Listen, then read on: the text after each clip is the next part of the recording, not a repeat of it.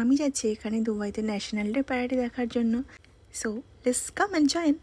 আমি Chhanda, welcome to my mini blog. আজকে আমি এখানে যাচ্ছিলাম সিটি ওয়াক দুবাইতে। আমি ঘর থেকে ট্যাক্সি করে বেরিয়ে গিয়েছিলাম। এটা দেখো বাইরের ভিউ, দুবাই সিটি। তা আমি এখানে সিটি ওয়াকে অলমোস্ট পৌঁছে গেছি।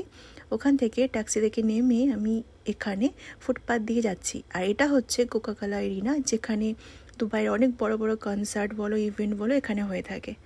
আর পাবলিক দেখতে পাচ্ছ এখানে সব ক্রাউড, এত লোক ভিড় করে আছে এই রোডে প্যারাডে হবে তা দেখার জন্য। আমি অলরেডি প্যারাডের ভিডিওটা আগে এই পেজে পোস্ট করেছিলাম। তো অলরেডি প্যারাডে ডান হয়ে গেছে, এরা রিটার্ন যাচ্ছে এখানে সবাই। ওই দিন আমি ওখানে একাই গিয়েছিলাম, আমার হাজব্যান্ডের ওই দিন অফ ছিল না, আমার অফ ছিল।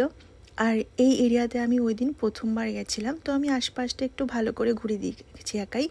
তো আমি এদিক ওদিক যাচ্ছিলাম, ঘুরে দেখছিলাম। জায়গাটা কিন্তু বেশ সুন্দর ছিল, সিটি স্কাইলাইনটা অনেক ভালো লাগছিলো। আর বুর্জ খলিফাটা দেখো। দেন আমি সিটি ওয়ার্কের ভেতরে গিয়েছিলাম। এই জায়গাটা তো ওই দিন হলিডের জন্য হবে কি এমনিতে আমার অতটা আইডিয়া নেই, কিন্তু অনেক ক্রাউড ছিল, অনেক বেশি ভিড় ছিল। আর এটা ছিল সেন্টার। আর এখানে একটা স্টেজ বানানো ছিল, যেখানে রাত্রি 8টায় কোনো আরবিক সিঙ্গারের পারফরমেন্স ছিল। বাট আমি 8টা পর্যন্ত ওয়েট করিনি। বাট ভেতরে ভাইবটা কিন্তু ভীষণ ভালো ছিল, মানে ফ্যামিলি গ্যাদারিং বা ফ্রেন্ডের সাথে এনজয় করো। আর এটা আমি ভেতরের মলের দিকে চলে গিয়েছিলাম কিছু শপিংয়ের করার জন্য, পাওয়া যায় কি না, বা সেরকম কিছু স্পেশাল ছিল না আমার জন্য। তো ওখান থেকে আমি আবার গাড়ি বুক করে, মানে ট্যাক্সি বুক করে আমি আমার ঘরে চলে এসেছিলাম।